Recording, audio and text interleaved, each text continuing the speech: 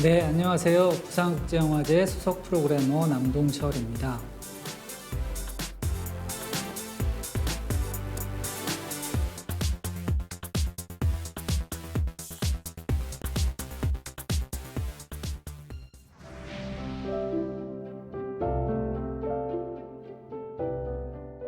저는 세계 속의 한국 영화, 그리고 세계화 담론이라고 말할 수 있을 것 같은데, 이런 세계화 담론과 한국 영화의 관계, 이런 얘기를 좀 해보려고 합니다. 일단 세계 영화의 역사에서 한국 영화라는 영토는 사실은 오랫동안 발견되지 않는 미지의 영역이었습니다.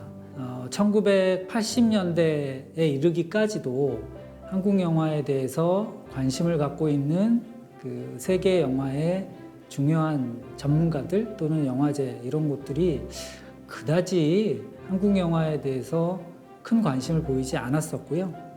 비로소 1987년에 임권택 감독의 시바지라는 영화가 베니스 영화제에서 여우주연상을 받으면서 한국 영화에서는 굉장히 큰 어떤 전환점 같은 게 됐었던 것 같습니다. 하지만 본격적인 세계적인 주목을 받는 것들은 조금 더 시간이 지나서 이루어졌다고 보시면 될 것 같고요. 1989년이 되면 배용균 감독의 달마가 동쪽으로 간 까닭은이라는 영화가 로카르노 영화제에서 황금 표범상을 받습니다. 1980년대까지만 하더라도 한국 영화가 국제적으로 큰 관심을 얻었다라고 하기는 좀 어려울 것 같습니다. 실제로 한국 영화가 시장 점유율에 있어서도 굉장히 높은 점유율을 기록하지 못했었고요. 1990년대 중반까지도 한 해에 영화에 관객이 드는 그런 점유율 면에서 한국 영화가 전체의 30% 미만이었습니다. 이런 상황들이 좀 개선되기 시작하는 것이 이제 1990년대 후반에 이르러서인데요. 실제로 이제 대표적인 사례가 1994년에 김영삼 대통령이 당시에 헐리우드 영화 주라기 공원 한 편이 벌어들인 수익이 현대자동차 150만 대를 수출해 얻은 수익과 맞먹는다 라고 말을 하면서 영화의 산업적인 가치에 대해서 사람들이 굉장히 많이 주목을 하고, 실제로 과연 이제 영화 산업이라는 것이 산업이라는 말로 표현이 되기 시작했습니다. 그러면서 이제 대기업들도 굉장히 영화에 대한 관심을 갖게 되는데, 대표적으로 이제 1995년에 삼성의 이건희 회장이 스티븐 스필버그를 만나서 영화 산업에 진출하고 싶다, 어떻게 하면 되겠는가, 이런 것들을 상의하기도 했습니다. 이 만남은 성과가 없이 끝났는데, 왜냐하면 당시에 이제 삼성 쪽에서 생각했던 영화 산업은 반도체 산업처럼 뭔가 투입하면 굉장히 큰 뭔가가 당장 나올 수 있는 그런 것이 아닐까라는 기대가 있었던 것 같고요. 실제로 스필버그가 생각했던 거는 개인적인 그의 영화에 얼마나 한국의 이 대자본이 투자를 해줄 수 있는가, 이런 것들을 궁금해 했었던 것 같아요. 전자회사들, 특히 이제 삼성, 대우, LG 이런 전자회사들이 영화에 관심을 갖게 됐는데, 그 이유 자체도 사실은 그들이 비디오 데크를 생산을 하고 있었고, 이거를 많이 팔기 위해서는 영화를 실제로 비디오 데크로 재생을 해야만 하기 때문에 어떻게 하면 이제 비디오 테크를 많이 팔 수 있는가, 이런 관점에서 접근을 하기 시작했어요.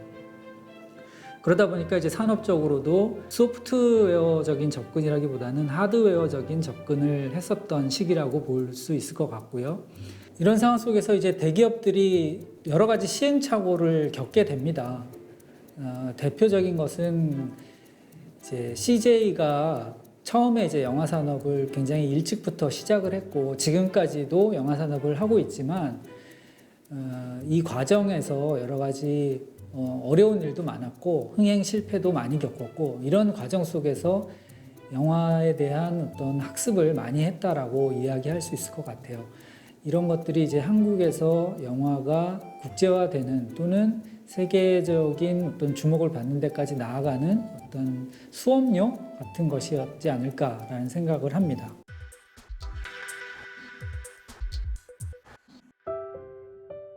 실제로 이제 한국 영화가 국제적으로 주목을 받게 되는 것은 2000년대 들어서 오히려 확실하게 좀 부각이 됐다라고 말씀을 드릴 수 있을 것 같아요. 대표적으로는 이제 2004년에 박찬욱 감독이 올드보이로 칸 영화제 심사위원 대상을 받게 되고요. 2004년에는 김기덕 감독의 빈집으로 베니스 영화제 감독상을 받았고, 2007년에는 이창동 감독이 밀양으로 칸 영화제 여우주연상을 받았습니다. 그 외에도 이제 홍상수 감독이라든가 봉준호 감독이 국제영화제를 통해서 주목을 받게 되는데, 이것이 이제 2000년대 들어서 벌어지는 일들이죠. 세계 영화계가 갑자기 한국 영화에 굉장한 관심을 갖게 됩니다. 새로운 영토들에 대한 갈증 또는 새로운 영화에 대한 갈증이라는 것이 영화계에서는 늘 존재하기 때문에 2000년대 들어서는 이제 2000년대 초반에 한국 영화가 그런 상황을 맞이했다라고 보시면 될 것 같아요. 그래서 이제 새로운 작가들이 등장을 하게 되는데요. 이 중에서 특별히 오늘 이제 봉준호 감독의 이야기를 좀 할까 합니다. 봉준호 감독이 그 아카데미에서 4개 부문의 상을 받으면서 전 세계에서 모르는 사람이 없을 만큼 스타가 됐지만, 사실 하루아침에 기생충으로 이렇게 된 것은 아니고요.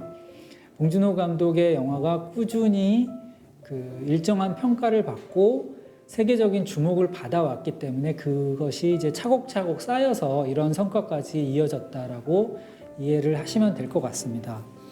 예를 들어서 이제 봉준호 감독의 첫 영화가 플란다스에게인데, 이 영화가 사실 데뷔작이 나오자마자 전 세계에서 화제가 되거나 국내에서 흥행에 성공하거나 이러지를 못했습니다. 국내 흥행은 굉장히 처참하게 실패를 했고요. 해외 영화제에서도 처음부터 막 굉장한 주목을 받거나 이러지는 못했어요.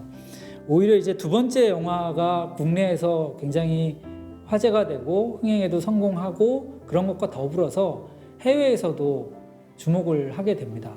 산 세바스찬 영화제에서 신인 감독상을 받게 됩니다. 그런 이후에 이제 차례로 영화들이 선보입니다. 괴물이 이제 칸 영화제에서 감독 주관에서 상영이 돼요. 큰 화제가 됐죠. 괴수 영화이긴 하지만 너무나 독특한 영화였기 때문에 해외에서도 큰 반향을 일으켰고 감독 주관에서도 화제가 됐습니다. 그런 다음 영화인 마더가 칸 영화제에서 주목할 만한 시선에서 상영이 돼요. 그 다음에 옥자가 드디어 그 칸 영화제에서 경쟁 부문에 상영이 됩니다. 그리고 그 다음 영화인 기생충은 칸 영화제 경쟁 부문에 상영된 뒤에 황금 종려상을 받게 되죠. 이를테면 이제 무명의 감독에서부터 하나하나 계단을 올라가서 마침내는 이제 황금 종려상까지 받는 그런 상황이 벌어진 것이고요. 황금 종려상을 받은 이후에 드디어 이제 미국에서 아카데미의 선택까지 받게 되죠. 실제로 봉준호 감독님이 오스카에서 수상 소감으로 얘기했던 부분이 가장 개인적인 것이 가장 창의적인 것이다라고 하는 마틴 스콜세지의 멘트를 항상 유념하고 있었다라고 표현을 했습니다. 이 말은 마틴 스콜세지에 대한 찬사이기도 하지만 저희가 오늘 얘기하는 그 세계 속에서의 한국 영화의 세계화 담론 이런 것과 관련해서도 시사하는 바가 굉장히 크다고 생각을 해요. 왜냐하면 가장 개인적인 것이기 때문에 남들과 다를 수 있는 것이고요. 남들과 다르기 때문에 우리가 창의적 또는 새로운 것이라고 막 표현할 수 있는 것 같습니다. 이런 것들이야말로 이제 영화가 그 다른 산업하고 다른 가장 큰 차이가 아닌가 싶습니다. 다른 산업들이 그 개인적인 것이 아니고 어떤 집단적인 것 또는 어떤 공장에서 찍어내는 것과 같은 그런 것이라고 한다면 영화 산업은 그거하고 다르게 공장제의 어떤 마인드로 접근할 수 없는 그런 산업이기 때문에 이 말씀을 드리는 겁니다. 실제로 뭐 좋은 영화를 만든다고 해서 반드시 뭐 세계 속에서 굉장히 주목을 받거나 국제적인 인정을 받는 것은 아닙니다. 그렇지 않은 경우도 굉장히 많고요. 오늘날 뭐 인터넷이라든가 여러 가지 그 소통 창구들, SNS 이런 것들을 통해서 모든 정보들이 너무나 빨리 전파되고 국제적인 관심도 한꺼번에 받을 수 있는 환경에 살고 있으니까 우리가 동시에 전 세계에서 가장 주목받는 영화가 무엇이고 그 영화들을 쉽게 접할 수 있는 것이긴 하지만 옛날은 그렇지는 않았던 것 같아요. 일본의 예를 들자면 뭐 오즈 야스지로 감독 같은 경우는 오히려 당대에는 국제적인 관심을 그렇게 받을 수 없었습니다. 그의 영화가 다른 감독들보다 덜 창의적이어서 그런 것도 아니고 국제적으로 인정받을 요소가 없어서도 아니었던 것 같아요. 단지 그런 환경이 아니었다라는 그런 이유를 찾을 수 있는 것인 것 같고요. 그런 의미에서 보자면 모든 영화들이 반드시 국제화돼야 된다 이렇게 얘기할 수도 없는 것 같습니다. 다만 지금과 같은 환경 속에서는 어쨌든 좋은 영화들은 좀 손쉽게 예전보다는 손쉽게 전파되고 또 소문이 나고 또 많은 사람들한테 화제가 된다 정도로 이야기할 수 있지 않을까라는 생각을 합니다.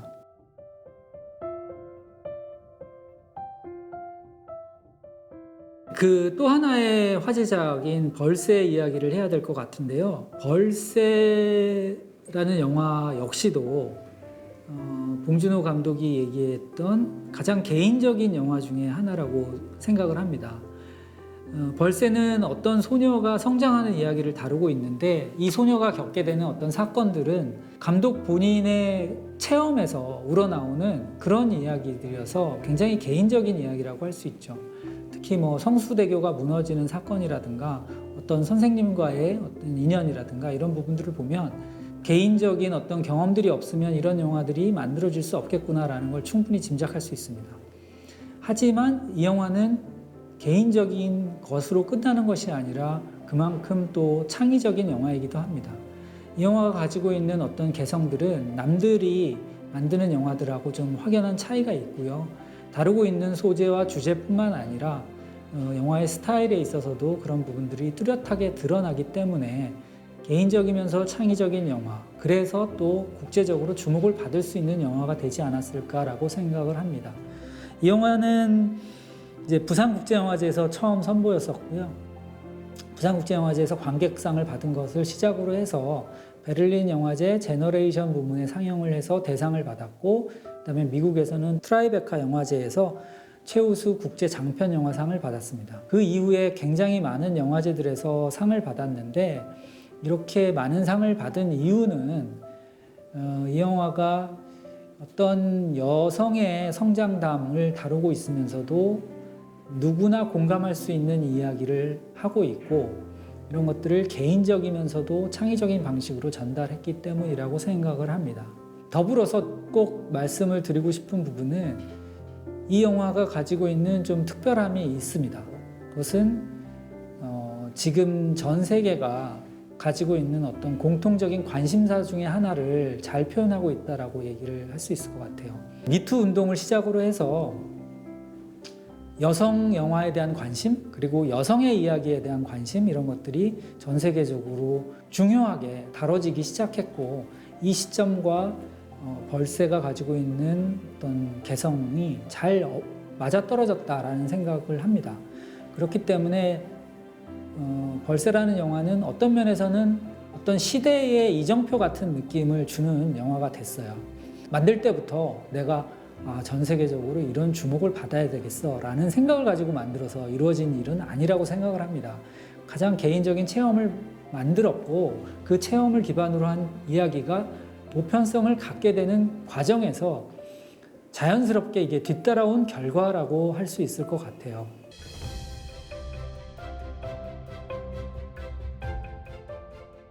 사실 이제 세계화로 가는 길 이런 거는 공식적인 루트 이런 거는 없습니다. 뭐 세계적으로 어필할 수 있는 영화, 나오는 그런 공식적인 루트나 길이 존재하지 않기 때문에 지금 말씀드린 것처럼 각자가 가지고 있는 개성을 최대한 잘 살려서 좋은 영화를 만들었을 때, 일정한 수준 이상의 영화를 만들었을 때 그것들이 좋은 평가를 받으면 자연스럽게 국제적으로도 인정을 받게 되는 것 같습니다. 영화제를 통해서 이렇게 국제적인 관심을 받은 영화도 있지만 실제로 그렇지 않은 영화도 있죠.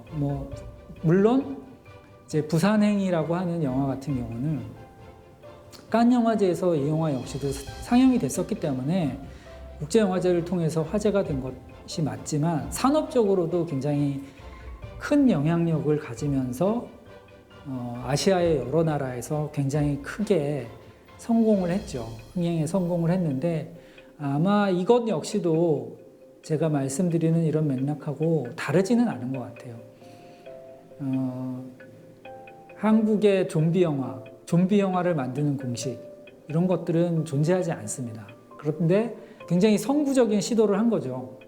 연상호 감독 역시도 어떤 면에서는 개인적인 영화를 만든 것이고 한국의 좀비 영화라는 전통이 있는 것도 아니기 때문에 굉장히 도전적인 실험을 한 것인데 이것이 성공을 했고, 물론 국제적으로 통용될 수 있는 좀비 영화의 장르적인 공식이라는 것들이 존재하지만 그것들을 얼마나 새롭게 또 해석을 해서 만들었는가 이런 것들이 중요하게 작용을 했던 것 같습니다. 그런 의미에서는 이제 이 영화가 가지고 있는 산업적 성공도 이런 맥락에서 봐야 되지 않을까 싶고요.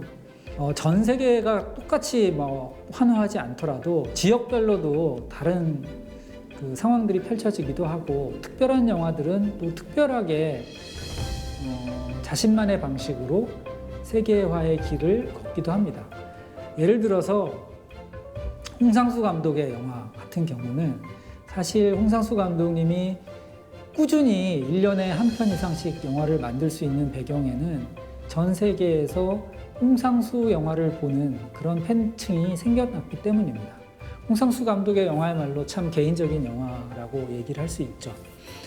그렇지만 이 영화를 보는 전 세계의 일정 수의 관객, 그것이 소수라 하더라도 이런 관객들이 존재하고 있고 그런 뒷받침을 통해서 영화를 계속해서 만들고 있는 거죠. 어떤 영화의 경우는 이런 식으로도 만들어지고 또 꾸준히 만들 수 있는 환경을 스스로 만들기도 합니다.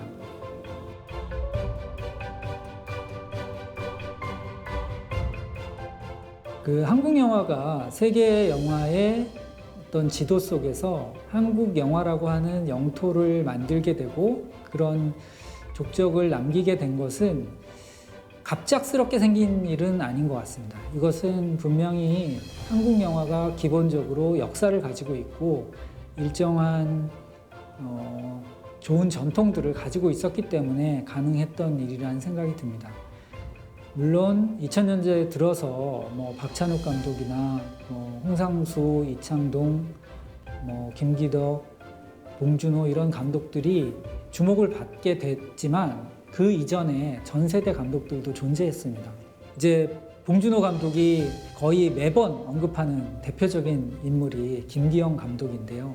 김기영 감독의 하녀 같은 작품은 사실은 봉준호나 박찬욱 감독 같은 그런 인물들에게 굉장히 큰 영향을 미쳤던 영화라고 할 수 있습니다. 근데 이런 전통이 있었기 때문에 지금의 좋은 감독들이 발굴이 될 수 있었고 성장할 수 있었다라고 생각을 해보면 한국 영화의 과거에 대해서 아는 것도 굉장히 중요하다는 생각을 합니다.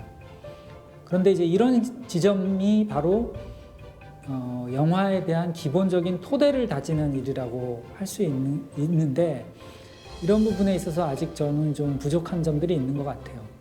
예를 들어서 이제 일본 영화의 경우에는 일본의 고전 영화들을 저희가 극장에서 여러 가지 회고전의 형태로 굉장히 쉽게 접할 수 있습니다.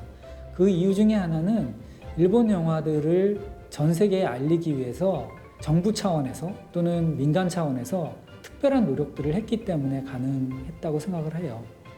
일본의 이제 국제 교류 기금이라는 것이 있는데 이곳에서 하는 일 중에 하나가 일본 고전 영화들을 전부 다 패키지화해서 이 영화들을 전 세계 시네마테크에 보급을 합니다. 무료 상영을 하게끔 해요.